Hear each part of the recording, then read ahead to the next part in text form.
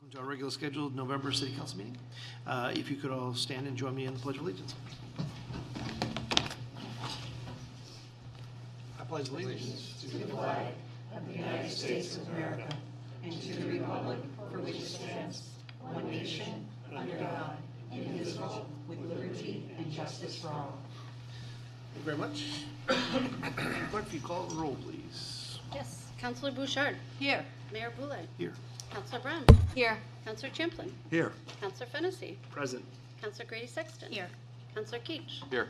Councilor Credevit. Here. Councilor Mattson. Here. Councilor McLaughlin. Here. Councilor McNamara. Here. Councilor Nyan. Present. Councilor Pierce. Here. Councilor Rice Hawkins. Here. And Councilor Todd. Here. Good to see everyone. We have the minutes before us of the October 10th, 2023 City Council meeting. Is there a motion? Approval. Second. Motion made second on the October 10th minutes. Is there any changes, suggestions, thoughts, concerns? Seeing none, all in favor say aye. Aye. All opposed, the ayes have it. The motion is adopted. Madam Clerk, if you could do the canvass of the votes for the municipal election held on November 7th.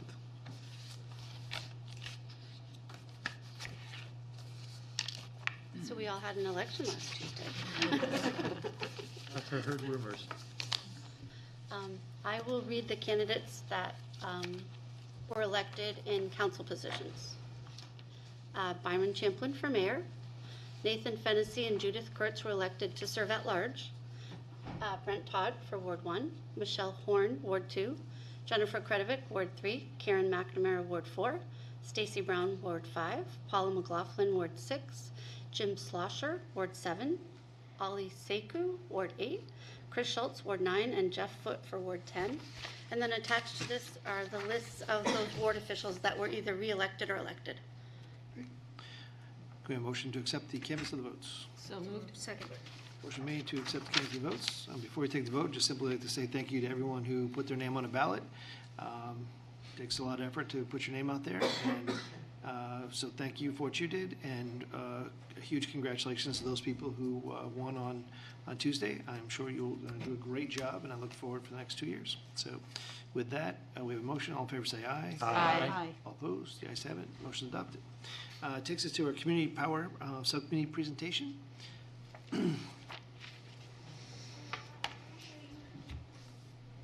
Good evening, and if you just wouldn't mind just introducing yourselves, and welcome. Jim, thanks. Stand up for a second. Good evening, Mr. Mayor and City Councilors. For the record, my name is Rob Werner. I'm the chair of Concord Energy and Environment Advisory Committee. I also, for the purposes of this meeting, I serve as the chair for the Community Power Subcommittee, which is a subcommittee of the Concord Energy and Environment Advisory Committee. Thanks for the opportunity this evening to bring you up to date on what the work of the subcommittee has accomplished in terms of community power and where we expect to go in the next number of months in terms of bringing a proposal around community power to the City Council. With me here today are Joe Kwasnick and Chuck Willing, who have been doing yeoman's work in terms of analyzing and bringing forward information to you and others around community power. So what I'd like to do is to turn it over to these two gentlemen. We do have some information, PowerPoint, and we'd very much like to entertain questions given allowable time after our presentation. Thank you. My name is Joe Kwasnick, and I'm an advisor to the Community Power Subcommittee. My background is a 30-year veteran as an executive for National Grid, and also as a former chairman of the New Hampshire Electric Co-op. So I love to do energy, and I feel very pleased to work with these gentlemen and the other folks on the committee. So Chuck is just about getting everything up on the slides here. Probably just a few words before the slides. Hang on. Do you want me Need to to run bring this in my for you? consultant Because here, I'm yeah. glad. He's an glad to attorney, help. not an IT guy, right? And you're gonna do full screen. He said it was going to be easy. Please wait. There we go. Great, thank you. The way we'll do this presentation, I'll do the first 6 slides. It's kind of a backgrounder for community power, and then Chuck will go into I'll call it the who, what, when, where, and how we're going to proceed for community power. Basically, a little bit of history.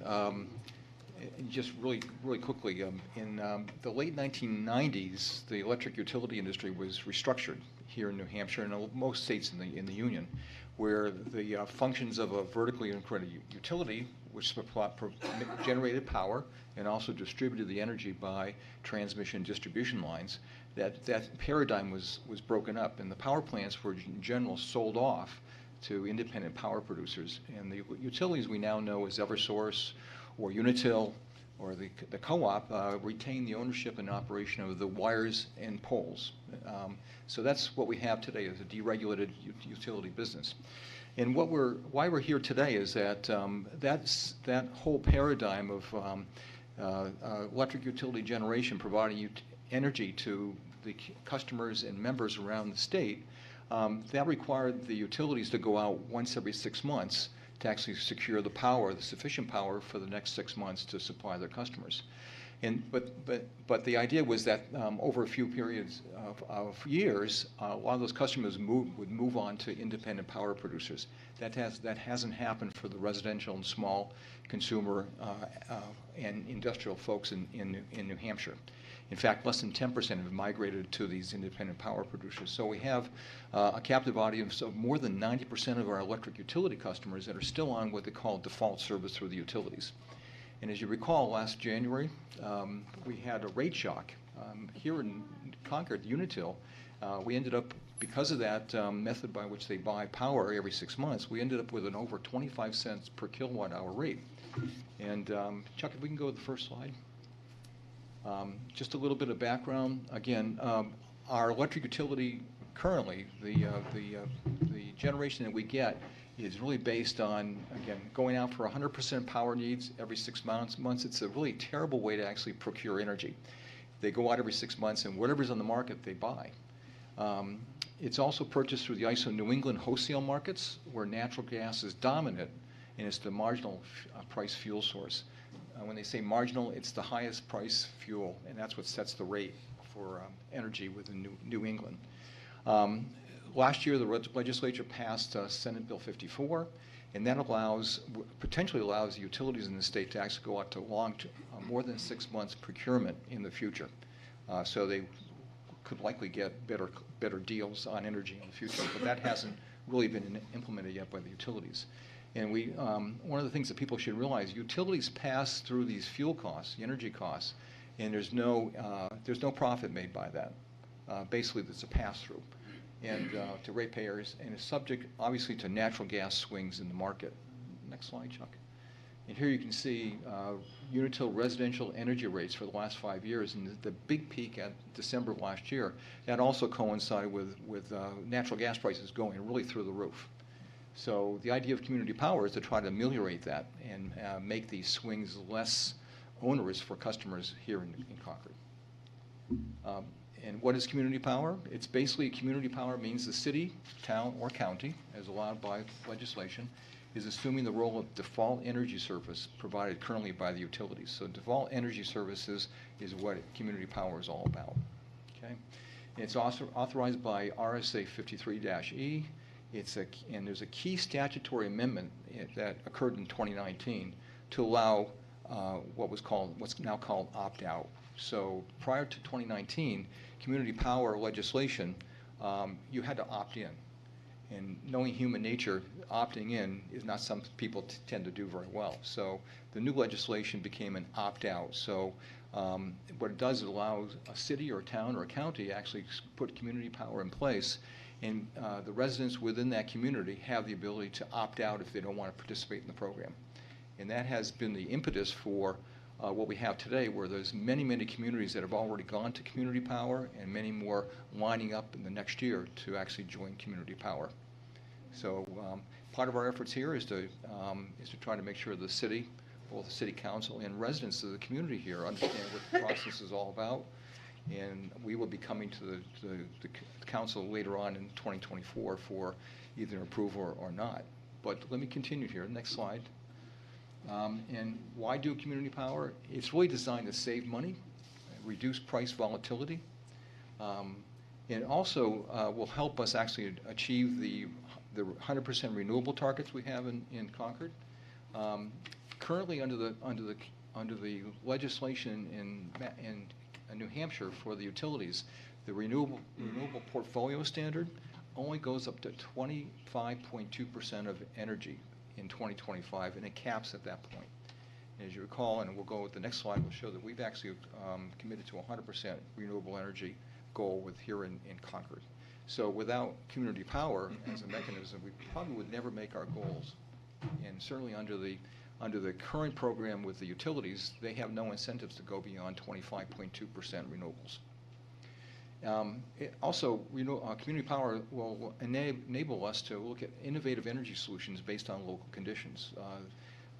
Community power will allow us to think about doing more work within the community on more energy efficiency, more renewables, and things that we think will be beneficial to the customers here in Concord.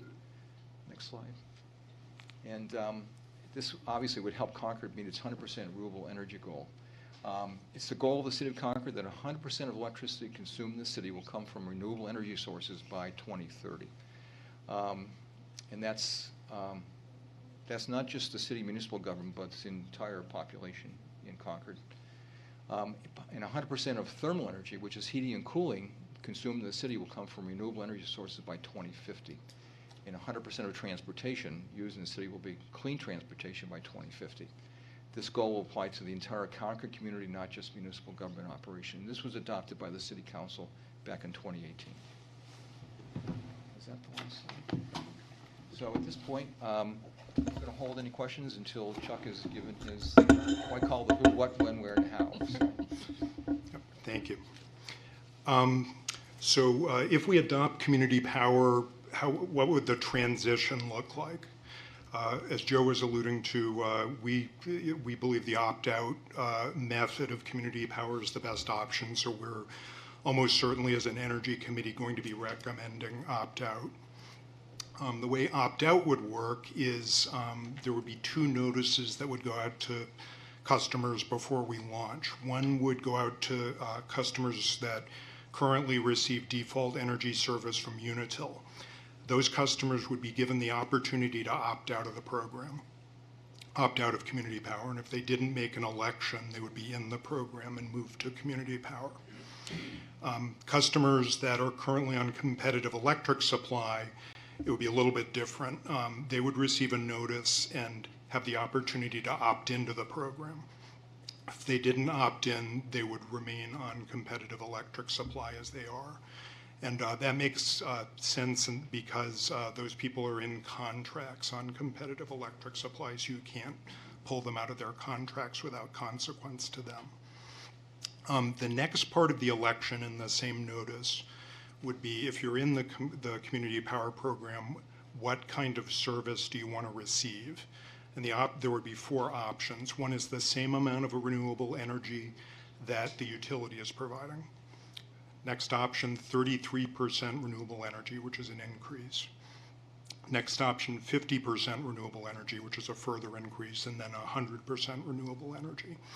And at the launch point, either A or B, same as utility, or 33% would be the default choice. People could opt up to other choices if they wanted. In practical terms, what customers would experience under community power would be, in some senses, not a big change. They would still receive one bill from Unitil that would contain the energy charge from the community power program as well as Unitil's distribution, transmission, and other charges. So it would look very similar to what the bill looks like for people who are on competitive electric supply right now. One bill for all of the electricity charges. In terms of what the price would be, I think Joe was talking about the pricing conditions. We will be taking a closer look at pricing before we launch, and we don't expect to launch a program if we don't believe that there's a price savings right off the bat. We don't think that's viable. Over time, we think because of the structural reasons Joe's talking about, the way utilities are forced to purchase energy, we think there's almost likely all of the time to be a price advantage there. but we can't guarantee that at all times the community power energy charge would be higher than the utility charge, because both charges can move. The utility might experience just a deep trough in natural gas prices during a particular period of time. We also want to note an issue that's come up in the implementation of community power in other communities.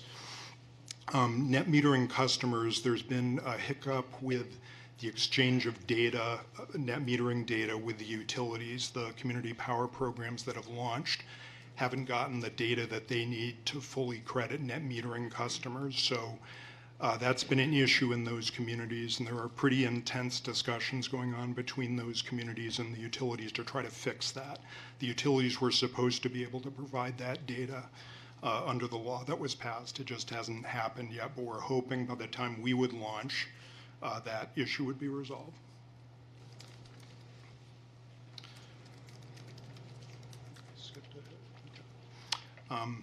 So you asked us to draft a plan, and we sat down to draft a plan. The first question we ended up facing was, which model do we want to follow? Because there's really two different forms of plans for two different models of community power. One model is working with the Community Power Coalition of New Hampshire.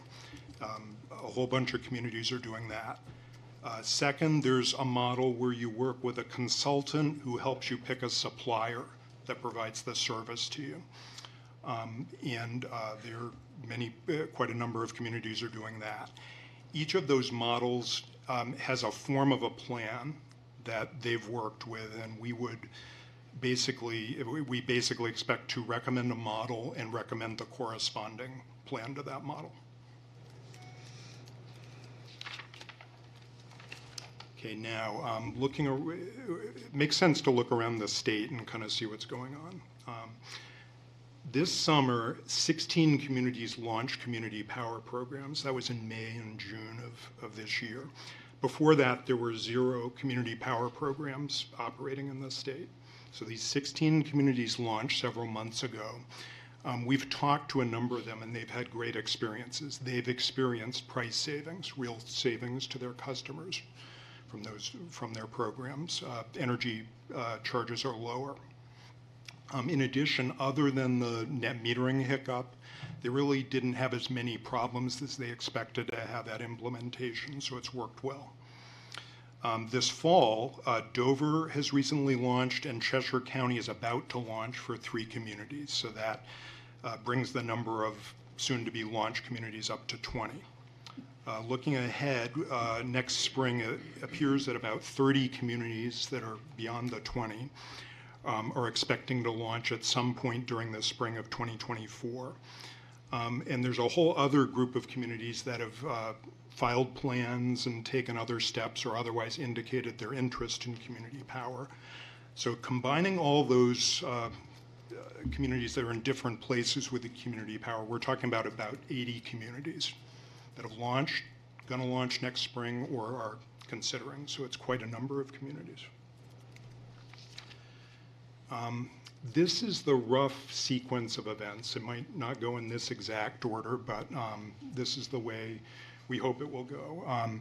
We've conducted one public input session, presenting on community power and taking questions from the public. Have another one coming up tomorrow night. In January, we expect to pull together our recommendations and deliver them to City Council. Then we hope the City Council will approve the recommendations and approve a community power plan and make the necessary authorizations for us to move forward toward a launch. There's a separate part of the process where we have to get PUC approval of our plan before we launch. That takes about 60 days, so that's an additional time frame after the City Council approves. There shouldn't be any suspense about whether they will approve. Their jurisdiction over approval is limited to, is the plan in conformity with the statute? And the forms have been worked out so well at this point that that's just not a mystery anymore. Somewhere in this time frame, the city would sign the contracts that it would sign with the coalition or with a consultant and a supplier.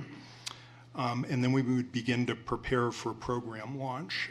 And a really important part of that process would be obviously sending out the notices to the community, giving them their options.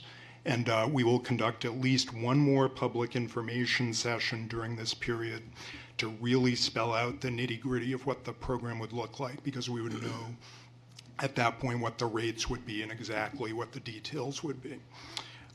We probably will do more than one of those, but there has to be at least one. Then we launch, and as near as we can figure, looking at this process, the earliest point at which we could launch would be July 1. It's probably going to be later than that.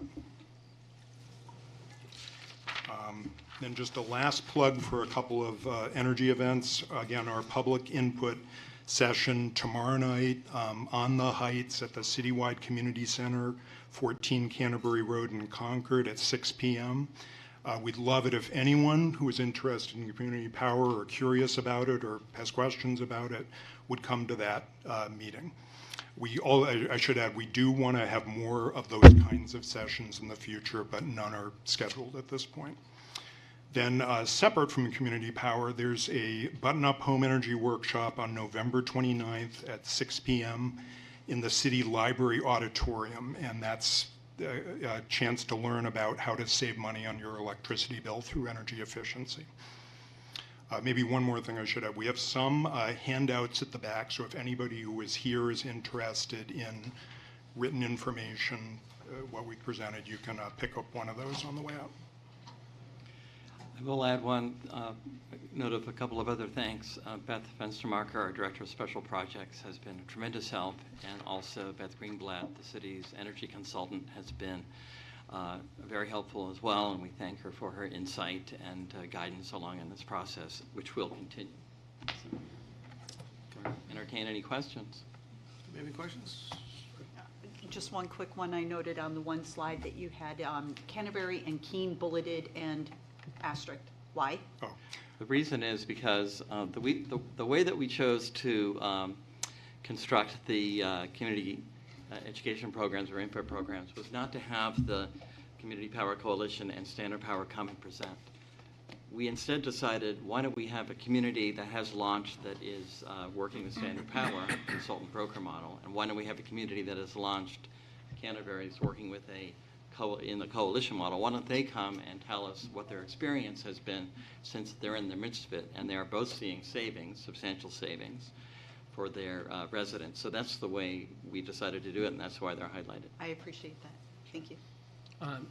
Thank you very much for doing this. This is very interesting. Back to the differences between the default service and the renewable percentage.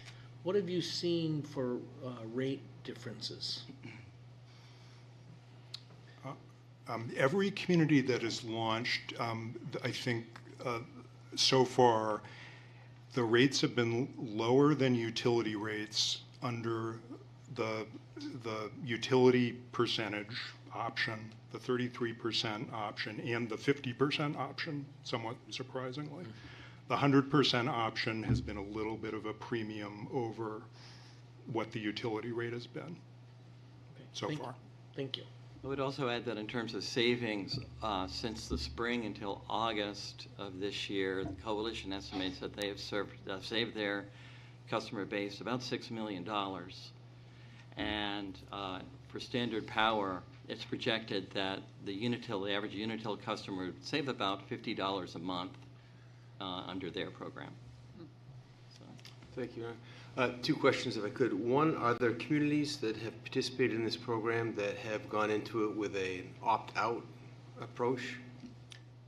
Yeah, I think every community that's in it has done opt-out, as we would recommend that the city do. And opt-in basically means nobody's in the program unless they elect to be in the program. And as Joe was alluding to, history of other programs has shown that when you operate that way, you're only going to get a very small number of people who will make the option, even if you're offering them a cost savings. Right. People just don't Yeah, I'm sorry, to I wanna commit. meant the other way around. So there are no communities that have approached it None of the other ones way. in New Hampshire have been doing it opt-out, and I think there's a reason why, or I have been doing it opt-in.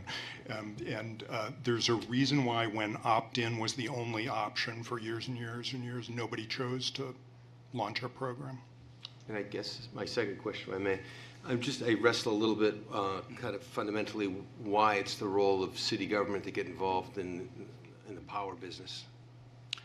Well, I would say from a practical point of view, what's been demonstrated here is providing savings to our customers and more choice. I think that's what community power represents, because you actually have a construct where there's demonstrated savings, which I think is a real benefit to our customers, and I think city government has a positive role to play in creating that kind of situation, if it can do so. And also, you're actually providing, as I said, more choice, because you're giving people more options in which how to get their energy. So I believe that it's a positive role for city government. If I can add, the legislature constructed the community power in such a way that it was initially cities and towns. And just last year, it also can offer the same program for counties. So it was really designed on a really local basis to really deliver benefits to both customers and, if it was the co-op, members. Also, another thing that I'd like to point out about community power, if you look at what the utilities are providing today, they just provide pure energy. And it's typically higher than what we've seen in the community power program. But what the community power program offers is ability to, when they can provide savings to customers, some of that savings has been used to develop reserves within, whether it's the coalition or whether it's in the contractor model. And those reserves are used to smooth out the utility costs over time. So as the coalition is doing, and it's allowed under the contractor model, some percent of the difference in the price goes into reserve. And as we saw the table with the peaks, that reserve is designed to really, again, smooth out all the peaks and the valleys, so that it's just more beneficial for customers. They can plan on what the energy costs will be, and it's just beneficial. And another aspect of community power is that the legislature decided that community power could also have the future potential for doing more energy efficiency, more renewables and things of that sort, because they can control the power that's going out. They get again, those reserves that are built up. Those are all going towards benefits for the community, which we don't have today with utilities. Just add, the communities under a community power program have the flexibility to do all these things, both offer lower prices and pursue programs that are innovative programs on energy efficiency and other topics in a way that the utilities don't. The utilities are prescribed by law to do what they do. They don't have the flexibility to do anything else. Thank you. So 2 questions. Keith, do you? Go ahead. Okay. You brought up the reserves. Who owns the reserves? They're owned by the 2 models we have, the coalition. Yeah. Those reserves are put in a common pool of reserves, but they're earmarked for each of the communities. Okay. So I was going to ask, because Nashua's reserve would be much higher than some other small communities. Based on 3,000 people, but based on volume, just alone. Okay. Based on kilowatt-hour sales. Okay. But yeah, they're earmarked. Okay, thank you. And the second question is, Chuck, you brought up at the beginning that residents, this is primarily geared towards residents. How does it work for, say, renters? Like, so obviously, single-family home, you're opted in, you're into the program, you're at the 33% level or whatever the level is. But what happens if I live in a 40-unit condominium? But do I have the same opportunity, being that there's so many people who are renters in the community? Will I have that same opportunity, or is it the person who owns the condominium, say the condominium association, or is it say it's an apartment building, so many apartment buildings, is it the apartment building owner? And if I'm renting an apartment, do I have an opportunity or don't I have an opportunity? If you have a utility account, you have the opportunity. There may be peculiar situations in which one utility account is shared among different users, and that might be a more complicated situation. But if you have an electric utility account, you can do this. I get an opportunity. Great. Thank you. Thank you. My apologies for having to step out. The four of us met a little over 3 weeks ago, and I had some questions. A follow-up question that I have is, have any communities, entities entered either the co-op model or the brokerage model and eventually withdrawn from that? And what were the reasons why? There are a couple of communities that were in the coalition that have moved to the consultant supplier model, and I think I've only spoken to one of them, so I guess I can only speak to that. And they I think like the simplicity of the coalition supplier model, and maybe had some questions about the political activities of the coalition, because the coalition's been quite active in the legislature and at the PUC advocating for community power, basically, and there was some perception that that might be a negative in that community. Thank you. Just one quick question. In your next presentation, are you going to talk about costs to the city and those kinds of things to be part of this, or? On the question of costs, there isn't a direct, the only cost that actually would be to the city would be possibly a position, because the city is not on the hook financially. The ratepayers are on the hook financially. So it doesn't require an expenditure from the city to participate in this program. So again, the exposure, if you want to look at it that way, to the city in terms of entering into this kind of arrangement is very limited in that way. So again, it might, and it's not clear, but it might require a position to help administer the program. Yeah, can I add to that?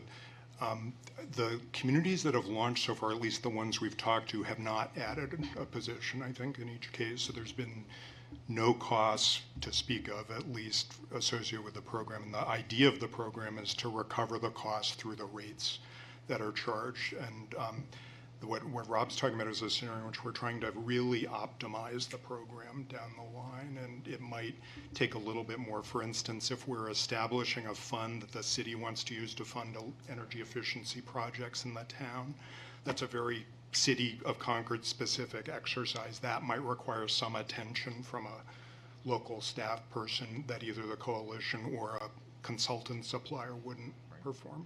I think also many of the people, for instance, that have joined the coalition, they have committees like we have here in Concord, Energy and Environment Committee, and volunteers from that group have actually participated within the coalition as volunteers.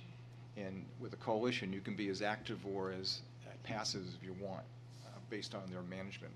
And their management is designed that their board of directors, as of next year, will be an elected board of directors. So if the Concord wants to have a representative, they can run for a board position. But then there's a number of subcommittees, governance, purchase power, things of that sort. Those are committees that anyone can get on from the member communities. And that's probably where most of the influence will actually be in terms of really deciding the future of community power within the coalition. Also, the people who are on the broker model, some of them have a staff person, maybe half-time, or they have volunteers working on that program. So it's a minimal cost. In many cases, volunteers actually do the manning of the committees. Thank you. Thank you. The addition of a position just prompted a couple of questions. If we had the broker consultant model, everything for that broker consultant would be funded through the program and there wouldn't be an additional cost to the city. That's number one, correct? And then the second would be, for the position, you could also envision an existing position that we have within our city being elevated and not necessarily adding another human being, another full-time equivalent, which is a full-time salary plus benefits and a full compensation package, but taking somebody and elevating their role, which might be an elevated pay increase, but not necessarily a new role. Correct. That certainly is a scenario that could well happen and has happened within the city budget. So. And I think we'll have a better idea what that prospect is in January when we come back to the city council. Thank you. Thank you. Is there any expectation or requirement that the city participate as an entity in the agreement? We discussed at the Fiscal Policy Advisory Committee within the last year when Councilor Warner, that you had presented that the city, through actions of its staff, have negotiated some very, very favorable energy rates that are, below what either the co-op or the consultant model are delivering. So are there any expectations or requirements that the city itself participate? When you say participate, you mean participate in the governance of? I apologize, that again, expectation or requirement, the city as an entity, as an energy consumer, would be required to procure its electricity through whichever model is potentially elected. Well, if you join, both models assume that you are working with other entities to help, that they are procuring the power for you. We are not becoming utility, so if that's what you're going for. So. Good. So perhaps this follow-up, I guess what I'm really trying to say is the way things stand today, it would be probably likely that if the city were to go down one of these, would be the first one to opt out because we're enjoying a better electric rate than what either model is delivering to its consumers. As the city government, yeah. As a city government, Yeah. yes, but not the residential base. Right. That's not true. So, Yeah. so this really is, this is really focused on the residential customer, not so much the municipality itself. Yeah, I think the city government itself would be essentially an opt-in customer on this, like the customers on competitive electric supplies. You'd have the option to do it, but you wouldn't have to do it. And if the current arrangement was more beneficial, you'd stay on the current arrangement. Over the last 20 years, commercial industrial customers have been able to go out to and procure their energy much like the city does today. But this program, as I said before, it's for residential and small commercial accounts who have been kind of left behind. And these two models do the aggregating in such a way that they can actually deliver really savings on energy that an individual customer can't do, doesn't have the market power. Exactly. It does come down to market power and the size of the entity that is doing the negotiating, really, or being negotiated on behalf of. There's no question about that. And that's where the savings in some part come from. So. Thank you, Ron. I just have a statement and then a question. My statement is thank you all for coming here tonight. And I would also want to put an additional plug in for folks to attend the session tomorrow because I went to the one in October, and although this was very interesting tonight, what I found also enlightening was the fact that you had the representatives from Canterbury and Keene there taking questions from the audience, and it was a way to kind of broaden the knowledge about the program a little bit further than we got tonight. So my question is, when in regards to the amount that ratepayers will pay, what's been the mechanism with communities that have entered into the program in terms of getting that feedback or that information about how low how much savings they've had, and would that be kind of an ongoing process? And how, in other words, would a ratepayer know, oh, this is a good deal this month, and then next month, for some reason, it's actually not as good of a deal? Is there a way to get that information out to the public? I think if we take the coalition as an example, they reset their rates every 6 months, and they wait to see what the utilities offer, and then they set the rate based on so much less than what the utilities are offered. And when they do that, we believe they go out to their membership and say, here's what the rate is going to be, and they compare it to what the rate would be from that utility in that particular city or town. So I think that is an outreach that's done every 6 months. The broker model doesn't do a reset every 6 months. They set up their rates in a longer time period, a year or 2 years. And that's will be whatever their contract says in terms of outreach to the public for those contract terms. Anything else? So I believe you put it up there just to refresh my memory. So you're anticipating in January to come back with your recommendation for what model? Yes. It's not exactly, we haven't decided what model will be. It's premature, but we will have some very significant meetings in January, really for the entire committee. Open process, obviously. Digging into the two models. There's already been a substantial amount of work comparing the two models in terms of trying to tease out the advantages, disadvantages of each one. And then at our January meeting, which is the last Wednesday in January, we anticipate at that meeting that we'll be making a recommendation to the council. Yes. Okay. So in the preview that you've done, or in your analysis, is there some glaring advantage to each of those? I mean, yeah, The we reason- don't want to the reason- prejudge our I committee, understand. but The reason I ask the question is, I'm assuming one of the key principles is flexibility. And so immediately I thought of, so if you were in a broker model, can you actually purchase power from the coalition? under a broker or broker supplier, consultant supplier model, you hire the consultant who then helps you do an RFP. I guess conceivably the coalition might be able to be a bidder on that, but typically it's going to be a big energy company. Those are the kinds of companies that are going to be bidding for that. And you're going to enter a contract with that company, and then you're in that contract for the period of time. When the contract's coming up again, then you'll do another RFP to get another contract after that. That's the way the broker supplier model works. I should say I haven't heard of the coalition doing that, but it's conceivable that they could, I guess. Anyone else? Extremely educational. Thank you very much for doing this. Really worthwhile taking the time, and look forward to beginning next year when you come back. Thank you very much. Thank you. I'll be in touch.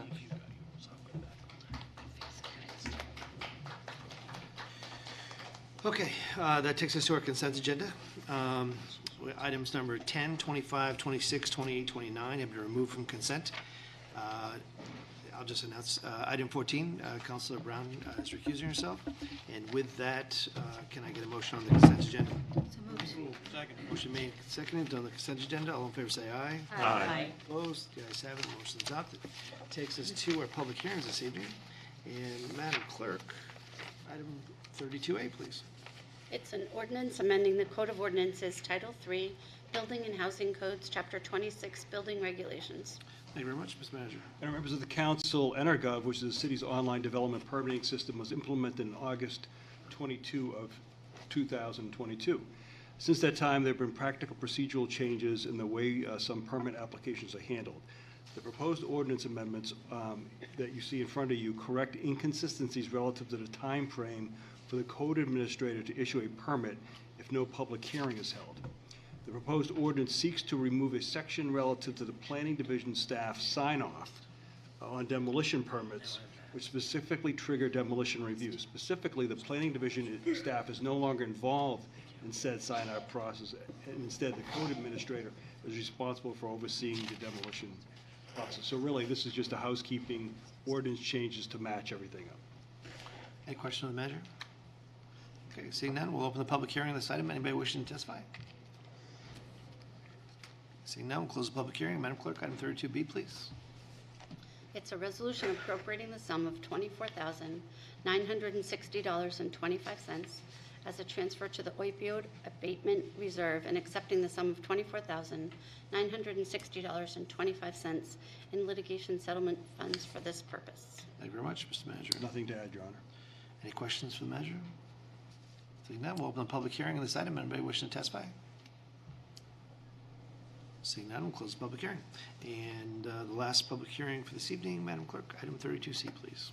It's a resolution deauthorizing the issuance of bonds and notes in the sum of $100,000 for the Concord Coach Display Project, CIP 658, appropriating the sum of $100,000 in the general fund as a transfer out to capital for the Concord Coach Display Project, and authorizing the use of fund balance in the amount of $100,000 for this purpose. Thank you very much, Mr. Manager. Members of the council, subsequent to the adoption of the fiscal year 2024 budget, it was determined the city would need ownership interest in the structure in order to use general fund bonds. Potential ownership would need to be for the entire term of the bond. Municipal ownership of the display structure is not desired and is problematic for a variety of reasons, including operating maintenance costs as well as potential liability in the event the coach is damaged while occupying the structure. As such, staff recommends changing the funding structure from bonds to capital transfer to avoid statutory requirements that would require the city to own the structure. glad to answer any questions. Any questions? Seeing none, we'll open the public hearing. Anyone wishing to testify on this item? Seeing none, we'll close the public hearing, and it takes us to our action phase, Madam Clerk. An ordinance amending the Code of Ordinances, Title III, Building and Housing Codes, Building Regulations, Demolition Review. Move approval. Motion made, second to approve this item, or is there any discussion? Seeing none, ready for the question, all in favor say aye. Aye. All opposed, the ayes have it, motion is adopted. Madam Clerk, item 34, please. A resolution appropriating the sum of $24,960.25 as a transfer to the opioid abatement reserve and accepting the sum of $24,960.25 in litigation settlement funds for this purpose. Move approval. Motion made, second to approve this item, is there any discussion? Seeing none, all in favor say aye. Aye. All opposed, having received the necessary two-thirds, the motion is adopted. Madam Clerk, item 35, please. It's a resolution deauthorizing the issuance of bonds and notes in the sum of $100,000 for the Concord Coach Display Project, appropriating the sum of $100,000 in the general fund as a transfer out to capital for the Concord Coach Display Project, and authorizing the use of fund balance for this purpose. Counselor Nyan. Move approval. Second. Okay, we have a motion made and seconded to approve this item, is there any discussion? Council Thomas. Thank you, Your Honor. Just a quick note, I understand that I've heard from representatives of the Abbott Downing Historical Society that they're in favor of this as well. This will promote the Concord Coach generally. It'll be a great attraction downtown, and also could potentially be a nice tie-in when their museum project gets going off the ground. So they're envisioning hopefully some kind of tie-in at this display at one point in the future when that takes place. So that's all. Thank you. Thank you. Anyone else? Okay. All in favor say aye. Aye. All opposed? Have received necessary two-thirds, the motion is adopted. Madam Clerk, it takes us to reports. Item 36, please. It's a report from the Human Services Director regarding departmental expenditures in the first quarter. Thank you very much, Mr. Manager. And members of the council, the Deputy City Manager for Finance and I have been keeping, obviously, a close look on the expenditures over the first quarter. And one of them that we thought you'd be interested in terms of trends is the Human Services Department.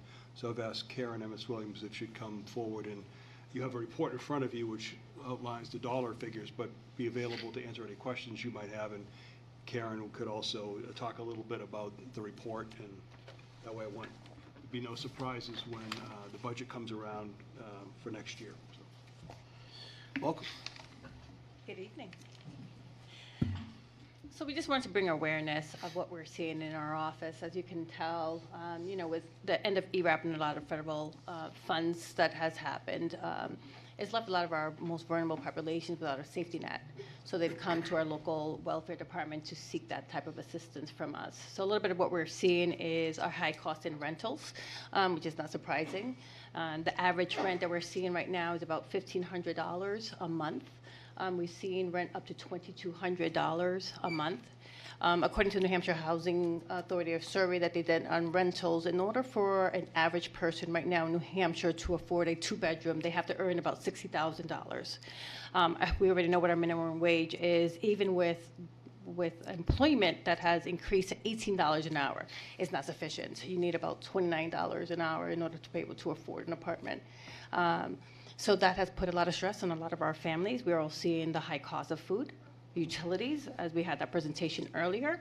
And we are just concerned, wanted to bring awareness in front of council about what I'm expecting to see in the next couple of months. Right now, we are still under budget, but I'm expecting that this is not going to be able to last for the entire year. And just making you aware to see if there's any other trends. There hasn't been anything new that has happened, especially in reference to getting additional federal funding that has all ceased at this point in time. And here we are to help our most vulnerable populations with the basic items of necessity. We're talking about rental and utilities, food and prescriptions. And that's what we're seeing. Thank you to the generosity of the Episcopal Church. We have not had a very high cost in us having to provide this is with fuel.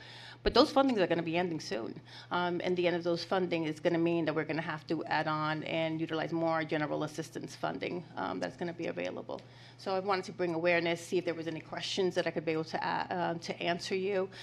We are doing our due diligence in in reference to the RSA. We are mandated by law under RSA 165 to provide this assistance, and we'll be looking forward to the next couple of months. I'm expecting maybe by the end of this year, beginning of the next, is that we might be coming in front of council and maybe asking for additional funding in order for us to be able to make it through the entire fiscal year.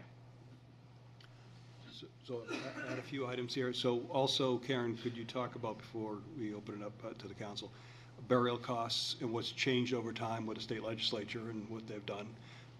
In addition to this, council, maybe you may not be aware, even though you vote on it, because we haven't had to expend it in many, many years, is you carry a $100,000 contingency fund in your budget. And we actually put that in there several years, many years ago, in case there was additional cost for snow plowing or fuel or general welfare. And you have not had to use those dollars for any cost, but this could be the case where by the time we get to the end of the fiscal year, we're dipping in. And again, we don't actually transfer those dollars. It's just you have those to help the overall bottom line. But it looks like that's the direction we're heading based on this. And maybe talk a little bit about burials, just so, because you can see the number is already up where we, as where we are compared to past. Yes, burials has always been one of our second highest cost centers that we've had in the past several years. Unfortunately, the average cost of a burial is about $10,000, and a lot of our folks don't have that type of money. So we look at indigent care and providing that assistance. We work with different funeral homes that work with us and accept our payments that we are able to do. This year has been a little bit more difficult, I think, for a lot of our clients that has come in and applied because they don't have insurance. And also, we've also had a lot of individuals who did not have our family to come in and apply on their behalf as well. So we've worked with different agencies in order for us to be able to make sure that we are able to provide a decent burial for a lot of our families. But it's being prepared for that. And the high cost, I think everything is just a really high cost of that, and not be able to have a alternative for individuals to go for the burial. Any other questions? Okay. Thank you very much. We appreciate you taking time. Thank you. Thank you. Okay. That takes us to our unfinished business. Anybody, item 37? I believe we got a report, is that correct? Correct. On both 37 and 38, you have reports from Traffic Policy Advisory Committee. Perhaps you could just refresh our memory as to what the recommendation was. The recommendation on both those items is that you leave the ordinances as they currently exist. Okay. So for those who asked for these to be tabled before, Transportation Advisory looked at them. Anybody want to move them?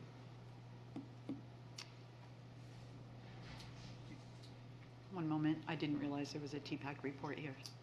Okay.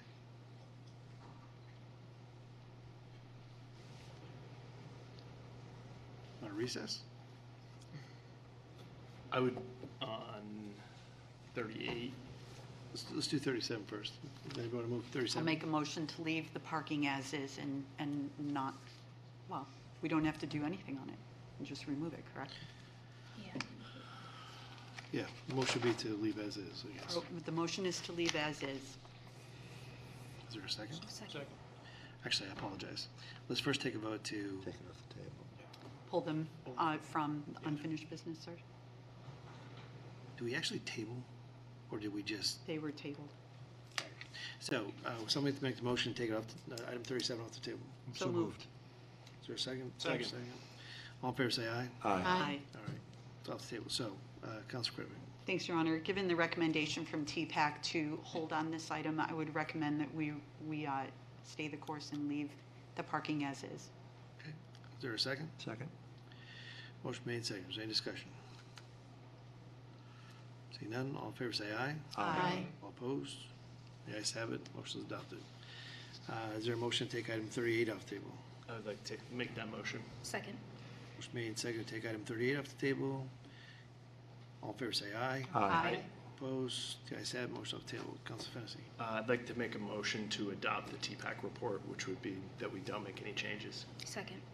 Okay, is there any discussion? Sure, I tried to get the question for the last item, but it applies to both, which is, Wasn't it TPAC who made the recommendation in the first place to pass it? Parking. Parking, okay, thank you. I was confused as to the change of position. Anyone else? Okay. We have a motion before us. Duly second. All in favor, say aye. Aye. Opposed? The ayes have it. Okay, that takes us through our unfinished business. Now we have the consideration of the items pulled from the consent agenda. And let's start with item 10, please. It is a resolution that was listed to be set for a public hearing in December, pulled from consent by Councilor Brown. So it's a resolution appropriating the sum of $10,308,000 in the Beaver Meadow Golf Course Clubhouse and Buildings Project for the construction of a new facility and related improvements, and authorizing the issuance of bonds and notes in the sum of $10,308,000 for this purpose. Thank you very much. Councilor Brown. Thank you. I have been sitting in on some of the golf building committee meetings. I attended the two public hearings or visioning session, the one April 1st and another one mid-August. And I'm concerned that we are going to be voting on this next month, and I feel there has not been enough public input. In looking at the building committee meetings minutes that are at the bottom of the report, they only just changed the design at the last October 11th meeting because a tenant or a supposed tenant, the Golf Association, decided not to lease.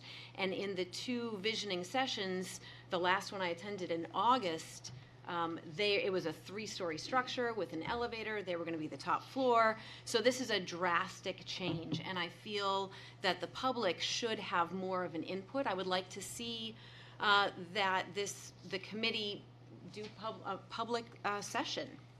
I know some of our other municipal structures have had a lot of public input, and it has changed the structure for the better. White Park, the skate house, had multiple, that's part of my community, and a lot of people felt very strongly. They would attend the meetings and gave great input that made it better. The same is true of the community center. And I was looking at a report recently where there were 13 different options. They had the pricing, and it was presented to City Council over multiple months. And it was the public input that made that structure better. They actually added windows to the lobby area so that you could see onto the field. And I feel that since this structure has changed so drastically and the public doesn't have any input other than the December vote, that I'd like to see this go back to the committee or have the committee do public sessions to get that public input. And I'm not sure when the cost came in, but I'd been asking for that repeatedly. And as of October 20th, those numbers weren't available because I've been knocking doors and people have been asking me, and I would have provided folks with that information if I had it available. And I feel this is too soon to ask folks for such a large sum without their input. Okay. So you're asking the committee? I would make a motion. I would entertain, or I would make a motion to send this back to the committee to have public hearings to show the new design. So are you suggesting to do that prior to the December public hearing? I would say that the December hearing is way too soon because who knows what the public is going to say. Maybe the public, I mean, are we only going to have one? There was 13 different options. I was just asking you a question. Of course. So I would remove that completely and let's send it back to the committee to let the public see, get public input. And look at the cost structure. I didn't see any operational costs. I think that's an important consideration. So would you be welcome to me helping you a little bit? Yes, please. So what I think I heard you say is you would like your motion to be to table this item until a future date. Thank you. I appreciate that. Yes, I make a motion to table this item until a future date. Okay. All right. Is there a second to that? Second. Second. Okay. Can I just, and I think the intention is to send it back to committee, just to make sure, not just to a future date, but to send it back to committee to continue the public process. Yeah. I guess I assumed that, but I was trying to be constructive. No, appreciate it. Is there any discussion? Counselor Credit. Thank you, Your Honor. Can we ask Mr. LeBrun a question? Sure.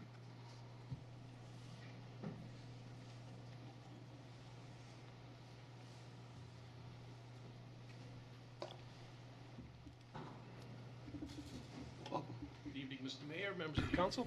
Thank you. Mr. LeBrun, I apologize, I was not at the committee meeting in October, but it was my understanding in reading through the meeting minutes that essentially the changes were that we were removing the additional floors specifically in order to scale back the project, but the basic first floor level, single level that we have now is pretty close to what the public input was. The removal of the elevator was a cost consideration, therefore the removal of the lower level, so we don't have to have an elevator anymore. And the complete upper level was a removal of what Councilor Brown pointed out, the New Hampshire Golf Association has decided not to continue. But the other footprint is the same as what it was previously presented to the public. The front of the building looks a little bit different because some of the usage that was included in the lower level for like the ski group and then some of the utilities were included on the first floor. So the overall square footage went from 18,800 square feet to approximately 5,000 square feet. So it was a reduction of just a little bit less than 4,000 square feet overall for the facility. When you look at the plan layout and the site plan, it looks very, very similar. If you look at it from the top view, you see there's a little extra piece on the front for the ski group and the other utilities in the conference room in that area. But other than that, it looks very, very similar. They did a few changes to the roof design because obviously without a second floor, you have a roof design layout. If you look at it from the golf course side of the building, it looks very, very similar. And the patio is very similar as well, too. I think one of the other major changes is that the elevation of the building is now lower and more closely to ground level, so you don't have a lot of stairs and you don't have a lot of different elevations that you have to deal with, which makes it simpler and easier to construct and less expensive. And universally accessible? I apologize, Your Honor. It makes it more accessible. Thank you. Thank you. Anybody else? Councilor Sacco. Thank you, Mr. LeBrun. Has the golf course building committee met since the new cost estimates came out that doubled the cost of the proposed project? No. Thank you. And a follow-up. Sure. Is there any external timeline for why this vote needs to happen before the end of the year? As I answered you earlier today, not to my knowledge. Thank you. Thanks, Your Honor. Mr. LeBrun, the placeholder that you had in our CIP budget for the building was about $4.5 million, and that was based on estimates from, correct me if I'm wrong, H.L. Turner in their report in 2021. And that the building construction that's here today of $5.9 million is the building, and the other additional costs are all the other amenities that now come along with what we found in our review. Is that correct? That was not based on H.L. Turner's assessment. That was a different assessment. Basically, the placeholder that we put in, I didn't know what the square footage of the building was going to need to be. You know, I estimated I'm not very good at math, so you have to forgive me, but I took I figured 10,000 square feet, and I used $450 per square foot, and that came up to $4.5 million. And then we added the engineering and design costs onto that, and that's how we came up with the $4.9 million overall. So it wasn't completely scientific, but I just didn't know what that was going to be, but I knew it needed to be something. Follow up. But that was the building, that wasn't the parking lot, the sewer, the water, and all the other things that went along with it. Is that correct? I mean, ultimately, it ends up being that way. I mean, I just thought the project would be about that price, but I really didn't know, and I think I identified that was a placeholder early on. Thank you. Anyone else? Thank you. Mr. LeBrun, would you mind sharing with City Council and the public, when did the new cost estimates come in? I received the cost estimates last week and was able to put together the report and the resolution to be ready for tonight's council meeting to post for public hearing for December. Follow-up. Were there any members of City Council who would have had that information last week prior to the City Council notice that came out on Thursday afternoon? The only person that I spoke to was Councilor Fennessy, and it was a very quick conversation, and I honestly don't think he even looked at the information, so. Sorry. He didn't ask me anything about it, so I figured, and he's the chair of the committee, and I wanted to share it with him, but he just said he didn't look at it, so. Anyone else? Yeah, I'm just, confused when you describe that the building looks similar. It looks similar because when I attended in August, the ski groups were in the basement area, and now it's all one level. So it was like they were in the basement area, and then there was storage, and then upstairs was the pro shop and dining, and then the golf association was on the top floor. So I am surprised that we're not getting a presentation about this before we would vote on it. I would want the public to also see that, to envision it before we vote on it. They, I'm sure, would have some suggestions, because I can't picture how the layout would be. I think I said similar, not exact. Right. And I'm glad you asked about the presentation, Counselor, because I'm glad to report that at the next council meeting, before you have an opportunity to vote or the public hearing, I will be doing a presentation. So. Anyone else? And just to follow up, if I may, at that meeting, if the council is not in full support or feel that we need more information, we could ask for it at that time? Yes. Thank you.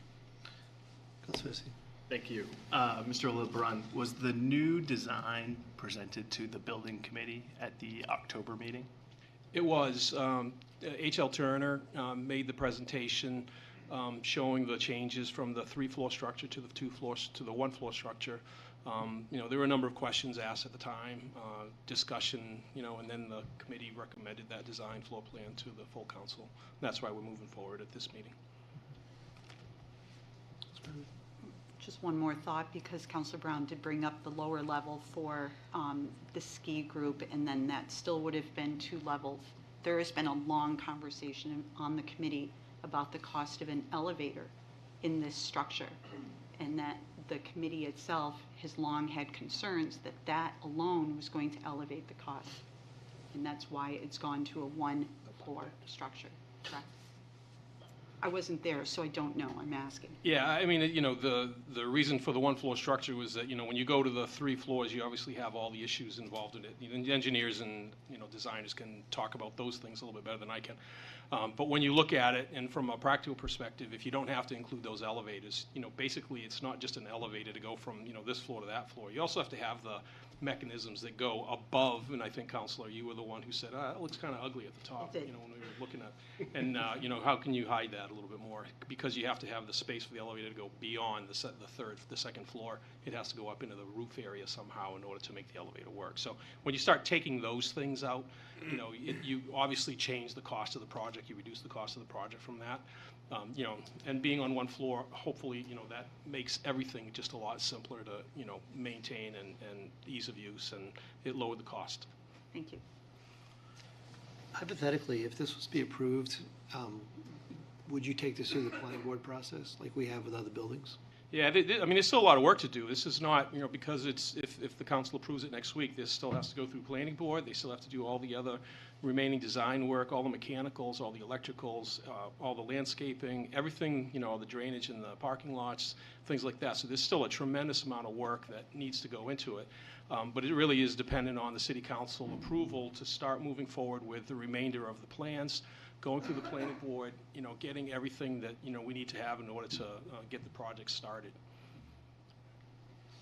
Mr. LeBrun, understanding that you're not clairvoyant, would you guess that construction costs would go down as we go forward into 2025? And not being clairvoyant, and my crystal ball, I know it doesn't work at all. However, the conversations we've had with the construction manager are, if we do not start this project by next fall, then the price increase will likely be in that 10% range. So if you look at a $10 million project, you're probably looking at about $1 million increase on the cost of the project just by waiting to start the project beyond next fall. It really is going to take us from, the time the council approves the project, through the spring and summer to get everything lined up in order to make the project work and successful. Thank you. So the building committee recommended moving this to council without knowing what the costs were. Is that correct? That is correct, and the building committee was, they were putting together the approval of the design of the building. It really is up to the city council to approve costs or not approve costs. So, I don't think that the building committee ever had the role from the mayor, and the mayor can correct me, to, come back with a price structure that you think works or doesn't work. I think that's the responsibility of the city council, at least from I've always known the council to approve dollars and cents. Follow up? Yes. In looking at how the process that was used for the citywide community center, I know that costs were discussed at city council, and city council would make recommendations based on some of those costs that they had, and that would go back to the committee to rework that. I'm not seeing any of that. I'm not seeing any recommendation for how to lower these costs. There is no nonprofit, there is no fundraising for this, and we just heard about some major costs coming for some of our neediest folks. The last city council meeting we had, there was a presentation about unhoused folks. There are 114 children. I appreciate your comments, but could I just ask, when we talk about it, the part we're discussing is not necessarily the merits of the actual item before us. What we're discussing is whether or not to have a public hearing in December or not to have a public hearing in December. That's really the crux of it. And I understand wanting to get into the details of 2 floors, 1 floor, whatever, but I think it's helpful to kind of focus the conversation for all of us. Thanks, Your Honor. Given that comment as well as what Mr. LeBrun said and the longer process that happens after this, and a decision that may or may not come or may be sent back to committee in December, I will be voting against this motion. Anyone else? Thank you, Mayor. With all due respect to the comment about the process piece, I think this is a larger question about priorities in our city. I've long held that a community can invest in whatever a community would like to, and that's certainly the conversation I've had around this table for the last 5 years. But we are talking about a very large expenditure, the largest out-of-budget expenditure that we are looking at. Last year, several councilors around this table chose not to invest in the ambulance unit we needed and to allow an ambulance to be moved from Manor Station because they said that the expense was too high, we didn't have enough data, the information was late, even though we had a lot of that information. I would ask folks who care about public safety, affordable housing, other priorities in our city, the new middle school we have to construct, to also apply that same due diligence here. Let's go back to the public. Let's have the committee look at this again. This is a doubling of costs. We're just getting this information. Voters just had a robust conversation and elected counselors who they wanted to ask tough questions here and to look at these types of projects. And I think that we do a real disservice when we rush a major vote through like this in the last 2 months of a lame duck council. I say that as a lame duck counselor. So know that I care about the process and I care about the community discussion here. And I will be voting in support of sending it back to the committee. Thank you. Thank you. Well, I'll be voting against the motion because I think if what we're really looking for is a public hearing, then we should be setting this for a public hearing next month. I mean, I think all of the materials are there. We've had 2 sessions that we specifically invited the public to participate in. We've had, I don't know how many different building committee meetings. 6, thank you, that were open to the public. Obviously, there's a larger conversation. Not everybody's been able to participate, perhaps in the prior meetings, which is why I think providing notice of this month with all the information and the cost, I think December is the time to have a good public hearing. We can act on it, we can not act on it, but I don't know why we would push it off indefinitely when we can have an opportunity to have that public hearing in December. Thank you. Anyone else? Did you have your hand up? Thank you, Mr. Councilor. Thank you. Just a question. Does anybody remember offhand how many community meetings and sessions there were around the citywide community center? Because I heard 6 small committee meetings around the building and 2 public input sessions. And my understanding is that when we've done large projects before, that we've had many more robust community conversations.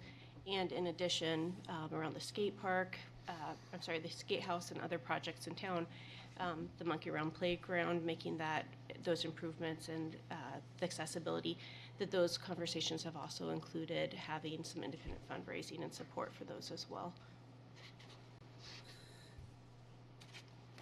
Anyone else? Okay. Roll call, please. Are you gonna? If you don't mind. Is that okay? I try to give everybody else a chance. Oh. So Councilor Rice Hawkins, I was with you about 90% of the way, just to the last part. I think you're 100% correct in that, each one of these decisions we make through the course of our terms, is always a value judgment. It is always juggling priorities as to, which one is appropriate and not, and there's always a give and take, and this is no different. The question interesting before us is whether or not to hold a public hearing. What I read was there was some concern that this was being rushed. And I just thought it would be worthwhile to just mention that this process actually started back in June of 2019, okay? So this is not a rush by any imagination. That was back in 2019 when the manager actually wanted to do new windows, doors, and bathrooms. And then a year later in the budget, requested more money to do that. And we as a council said no at the time, that let's put together a facilities committee to actually look at the building and see where we're at. They did that. They met, I think, 4 or 5 times. They actually hired an engineering firm to do the facilities. They came back in November of 2021 with actually a report to us. In June of 2022, the council actually voted to recommend spending $490,000 funding the design. So as you can see the pattern, we've had a lot of discussion where we've actually had public hearings and we've taken action and such. We then appointed a building committee. They met several times over the past year. They've had public outreach at the community center. They've held workshops. There was a conversation, in fact, that there was a representative of the New Hampshire Golf Association who showed up at several of the meetings because they wanted to actually participate. And then, I'm not sure exactly when, I think it was September or so, that they actually withdrew their interest, and that caused the revision of this whole thing, kind of, which probably was, in my personal opinion, for the best, because it reduced the costs and such. It reduced the scope of the building and all. But the end of the story is, from my view, is there's been a lot of activity, a lot of discussion, and I think we as a council were elected for 24 months. I understand there was an election, but I also understand that for the next 48 days, I'm still the mayor. For the next 48 days, you are all still the council. For the next 48 days, we have responsibility to the citizens of Concord to fulfill our obligations when we sat there 2 years ago and we held our hand up and we took our oath. So I would strongly encourage that we move forth with a public hearing, but much like where you are, if you think this is a project that you don't find acceptable, I strongly encourage you to vote no. If you think this is a project that's worthwhile, I encourage you to vote yes. I will firstly be really interested in some of the public testimony and what's provided. I think that public testimony always makes for a better decision, and we can go from there. It may be that in December that this gets tabled. We may hear a lot of different testimony from the community and say, you know what, we heard things that we're not really sure. We've done this before. We've actually tabled things in the past and not made decisions. So I don't see there's a harm in moving forth with a public hearing. I'll also remind that no council can bind a future council. So the future council can always choose a new path if they don't like the path that we've taken on any of the items that we did over the past 2 years. So I think there's a lot of flexibility built into this. And I think that having a public hearing doesn't hurt. It only will help with the public discussion, and then we can make an appropriate decision going from there. So that would be my suggestion. Councilor Sons. Thank you. I have a simple question for you regarding your last statement about one council binding $10 million in taxpayer dollars to the next council who's going to go into their first budget together. If you need 2/3 to pass this item, which is 10 votes around the table, which I think a lot of the calculus around the December public hearing and vote, that's a concern folks have. Would you also need 2/3 to remove it, or would it be a simple majority? Simple majority. Thank you. It's the appropriation is the 2/3, rescinding is simple majority. Could I ask that we move the question, please? Well, you know what, that will be a decision for Mr. Champlin, who's the mayor-elect. What's that? I'd like to move the question, please. Okay, we have a motion to move the question. So, we have a motion, it has been duly seconded before us. The motion is to, if I get it quickly, to table what is pending before us. Thank you. So, with that, roll call has been requested. Counselor Brown? Yes. Counselor Champlin? No. Counselor Fennessy? No. Counselor Grady Sexton? Yes. Counselor Keach? No. Counselor Kretovic? No. Counselor Mattson? No. Counselor McLaughlin? No. Counselor McNamara? No. Counselor Nyan? No. Counselor Pierce? No. Counselor Vice Hawkins? Yes. Counselor Todd? No. Counselor Bouchard? No. Mayor Boulay? No. Fails 3 to 12. Motion fails. Okay. So can I get a motion to, Move to accept the report sent down for public hearing in December. Second. motion made and seconded. Any further discussion? None, all in favor say aye. Aye. All opposed? No. I look forward to seeing everybody in December. I want to see if I can make my last meeting last as long as I possibly can. Thanks for the warning. Okay. That's right, I would eat beforehand. Madam Clerk, item 25, please. It was pulled from consent by Counselor Fennessy. It's a resolution authorizing the city manager to enter into a license agreement with Brady Sullivan or related entity for private use of city property located on Store Street for improvements associated with redevelopment of 11 Stickney Avenue. Thank you very much, Councilor Fennessy. Thank you.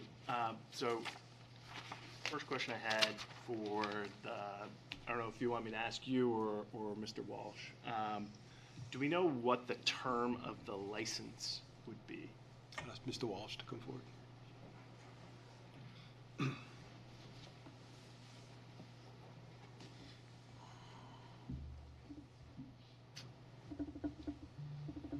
Good evening. We can draft the license any way we would like to. It has not yet been drafted. Sometimes we have licenses that run with the ownership of a certain property. Sometimes we have licenses that are time limited.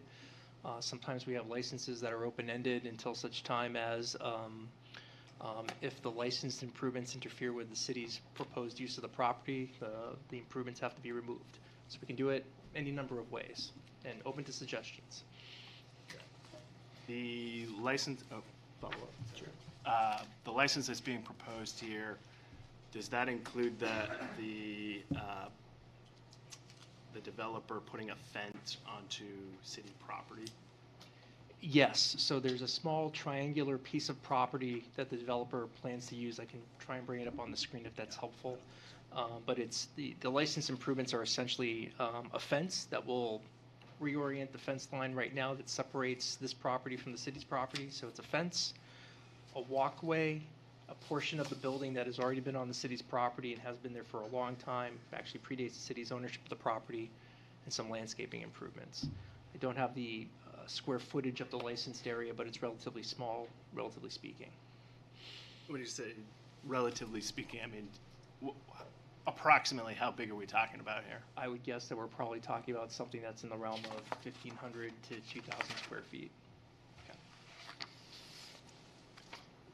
So I can make a motion? I would like to make a motion. I would like to make a motion to table this until we have an opportunity to have a license agreement that's presented to us. Okay, is there a second? A second. Okay, ready for the question? Any discussion or ready for the question? Okay, all in favor say aye. Aye. All opposed? Guys have it. Okay, item 26, please. This was also pulled from consent by Councilor Fennessy. It's a resolution relative to the public highway discontinuance of a portion of the original location of Old Stickney Avenue in Concord over portions of state-owned property located between 11 and 29 Stickney Ave. Councilor Fennessy. Thank you. So I had some questions about this. I think most of them have been answered at this point, but just for a point of clarification from the city manager, my understanding is that I thought when we were voting on the discontinuance originally that it involved all of Old Stickney, but my understanding is it did not. Right. And so Correct. this is an attempt to clean that up? That's correct. It was the way that was requested to us by the attorney. Correct. Okay. Thank you. Welcome. Would you like to make a motion? I would not like to make a motion. Does anybody want to make a motion? Just to accept. A motion to accept the report? Yeah, that's what I was looking for. Approve the resolution? Or What's that? accept or approve the resolution? This would be approve the attached consent resolution, right? Yeah. My understanding of your motion correctly is to approve the attached consent resolution. Yes, sir. Discontinue. Yes. The report and resolution. Okay, thank you. And the second agrees? Yes. Okay. With that, all in favor say aye. Aye. Opposed? The ayes have it. All right, Madam Clerk, item 28, please. It was pulled from the consent agenda by Councilor Brown. It's a resolution authorizing the city manager to apply for a Land and Water Conservation Fund grant up to $200,000 to support construction of park improvements at the Pennacook Riverfront Park. Councilor Brown. Thank you. I just read this and I looked up the fiscal year 22 budget and it was not there. I contacted Mr. Gill and he said that it was actually fiscal year 23. So I would ask that we change this to reflect that it was in the fiscal year 23 budget. Mr. Manager? So just for clarification, so the paragraph above that says fiscal year 23. The Oh. resolution says fiscal year 23, so it's a typo. That 2 would be changed to a 3. Yep. So there's no sense doing a new Right, report. it We'll says just- the match was approved, the city funded it in fiscal year 22. Right, and right up above it says fiscal year 23. And you can see on the resolution it says fiscal year 23. So that 22 is that Great. 2 is a typo, it should be Okay. 3. That's all it is. Move to accept the report? Second. With the Accept the report correction. and change the Yep. Correct. 2 to 3. Everybody okay with that? Okay, all in favor say aye. Aye. All opposed? Ayes have it. Madam Clerk, item 29, please. Pulled by Councilor Brown from the consent agenda, a resolution authorizing the city manager to apply for a Land and Water Conservation Fund grant in the amount of up to $500,000 to support replacement of the Beaver Meadow Golf Course new facility project. Councilor Brown? So I read this report, and the report number 10 recommends not doing this. So I spoke with Mr. LeBrun, and he said, after reviewing it, that he recommended not doing it. Correct. Okay. So if I could, no, so the question is, we've had questions from council about applying for grants. So the question is, do you want us to apply for grants? In this case, if you apply for the grant and you're to receive the grant, the cost of receiving the grant is greater than the actual savings you'd get. So for example, when we did the community center up on the Heights, the citywide community center, the steel from there was from Canada, because that was the best price on the steel. Here, if you had to buy American steel, American products, you'd probably exceed the number that you'd receive in the grant by a couple $100,000. So you would actually lose money on the grant. So from a taxpayer's perspective, you probably would not want to accept the grant, but a lot of questions were said, why aren't we applying for grants? So we're applying for grants on this. So you can, if you don't want us to apply, we don't have to apply, but again, apply for grants. Councilor Fennessy? would you believe I'd be happy to support a motion not to apply for this I grant? would be happy not to write a grant. I'll but second. this- Okay, motion made and second to not accept the report and not approve the attached consent resolution. Councilor Rice-Hawkins? Thank you. I'm always support in initiatives to buy American and to support our local workers and our local industries. However, I will vote against this pending other conversations. Thank you. We try to balance that. Okay, thank you. Councilor Thank you, Todd? Ron. I also had a discussion with Mr. LeBrun about this, and I know that the resolution just authorizes the city manager to apply, so it doesn't actually direct him to apply. So I guess it's a technicality. If we were to accept this tonight, my question, I guess, would be Ignore you.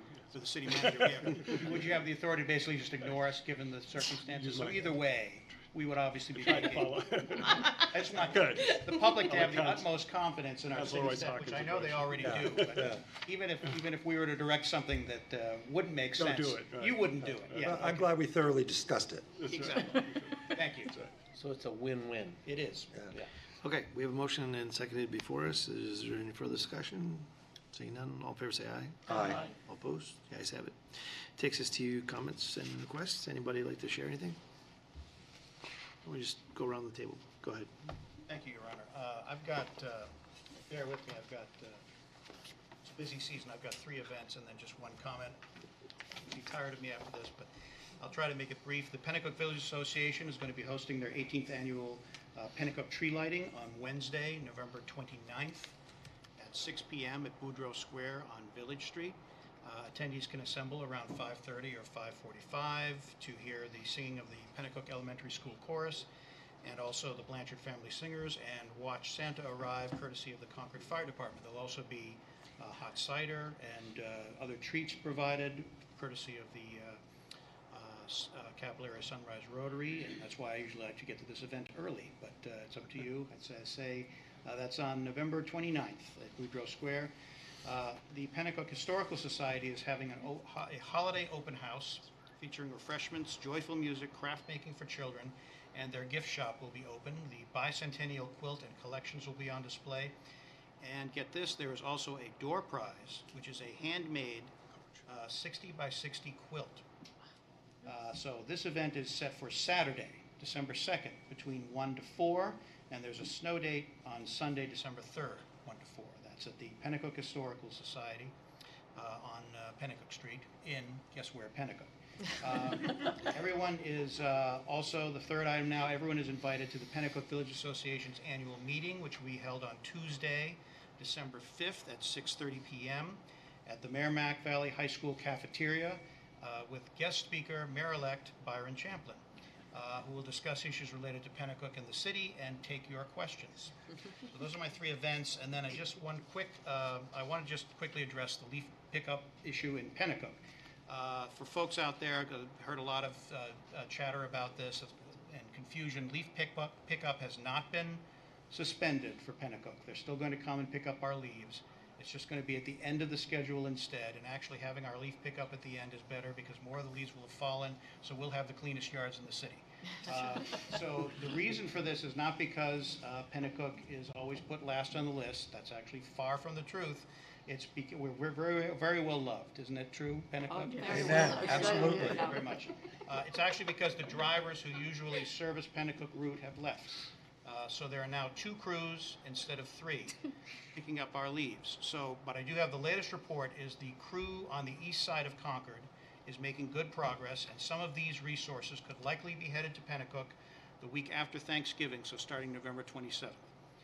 And then just a reminder to everybody that there is still an option to bag your leaves. All bags will be picked up regardless of the weather, or you can drop your leaves off at the Chalinas Recycling Center.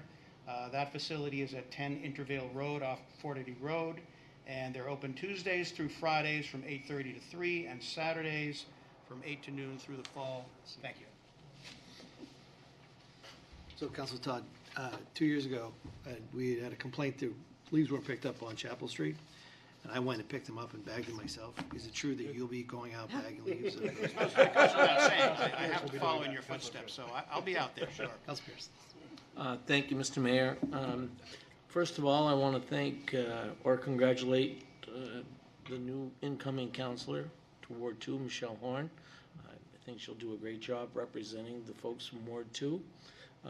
And secondly, and actually more importantly, it's Veterans Day this past weekend. I want to thank all those that served, especially we have 2 at the table. So, and I have a son that's serving, so thank you very much for having our backs. Well said. Thank you, Your Honor. Counselor Todd, thank you so much for the very detailed report on the leaf pickup. I would include that it's also on the dotted line between wards 3 and Pennacook. And Because 2. 1, 2, and 3 are all impacted, but thank you for the detail. You know, sometimes in the community, we can be absolutely awed by the collaboration that we have between different organizations. In early October, the Coalition to End Homelessness held their Blues, Brews, and Barbecue event on a really nasty Saturday. And what ended up happening is, for the coalition, they raised $60,000 through their sponsorships. The people that came and just donated money from citizens that participated in the barbecue sale. But like I said, the weather was really nasty. What they did was they donated all the leftover food to the Friendly Kitchen. So what exactly did that mean? 442 pounds of protein were given to the Friendly Kitchen, which served everyone 3 meals a day, breakfast, lunch, and dinner for an entire week based on that contribution alone. So I want to congratulate both of these organizations for working together to help those in need in our community. Thank you. Oh, did you? So I just want to, if anyone, you know, the leaves are falling, the weather is gray, but if you need color, go to the Bank of New Hampshire stage. There is an incredible mural by Saad Hindal. He is a Ward 5 artist, one of many, but you can go in there and just see the color from this artist, how he views Concord. And I want to also shout out the Capitol Center for the Arts for their neighborhood concert series. Councilor Champlin, Mayor-elect Champlin, and I were dancing to Himalayan Dreams the other night. It was fantastic. And You're a very good dancer. We'll probably be there Saturday night again. They have an East African retro pop. This is at the Heights Community Center at 6 on Saturday. And on Wednesday, I'm fortunate enough to help support and promote a really important conference called Moving Forward Together, Immigrants in New Hampshire's Workforce. It is at the Grapponi Conference Center from 9 to 4, and we have our newly elected Ali Saku from Ward 8 who will be speaking at that. This is a really historic election and moment, and it will be, we can all celebrate that. I'm really excited about that. So that is all I have. Thank you very much. Let's visit. Just a quick note, I'm sure some people saw it, but you might have missed it during the election season, but we lost Rusty Coffrin, who I had the pleasure of serving with on the school board. He was a longtime track and cross-country coach at Concord High, a longtime math teacher there as well. Great member of the community. He had some declining health over the last few years, and just thought I would note that for everybody. He'll be missed. Everything, Councilor? Councilor Nelson? I'm all set, thank you. Thanks, Your Honor. I don't want to jump the gun too much, but I just want to mention that the Capital Region Food Program is in the process of raising funds for the holiday food distribution. Traditionally, and I know they will be here, I'm sure they will be here next month at the December meeting, as they usually are, but a little bit of advanced publicity I don't think will hurt. The Capital Region Food Program formerly collected foodstuffs, and what they found is that with our more international population and with the various dietary restrictions that people have, it's much more efficient to collect actual dollars and cents. So if you received one of those envelopes in the mail, please sit down and consider making a contribution. If you did not receive an envelope in the mail, you can easily find the Capital Region Food Program on the internet. Please consider making a donation. That is really an important program to support. Thank you, Your Honor. I don't have anything. Spence? Just wanted to say a shout out to Ali Sakou for running and being elected. I was very happy to support him, and I'm looking forward to good things from him. Thank you. Thank you. Thank you. Just, I have a reminder for the Heights Holiday Parade this Saturday. All of us can line up that want to participate at 9. I think the parade starts at 9:30. And I think there's are you riding on the fire truck or something there, or? I'm just hoping I get a sash. Get a Maybe a hat, you know. Little wave. Like a and little Monopoly anyway, guy kind so of thing. it's a Maybe fun like the New parade. Year. I hope everyone comes out. And then I'd also like to welcome and congratulate Representative Christina Schultz, who will now be the Ward 9 City Councilor. Okay, Ms. Manager, do you have anything? Okay. Okay, can I get a motion to suspend the rules to take up suspense 1, please? So moved. Second. Motion made and seconded to take up suspense 1. All in favor, say aye. Aye. All opposed, the ayes have it. Madam Clerk, item suspense 1, please. It's a resolution appropriating the sum of $385,000 for General Services Department retention payments and authorizing the use of general fund unassigned fund balance in the sum of $385,000 for this purpose.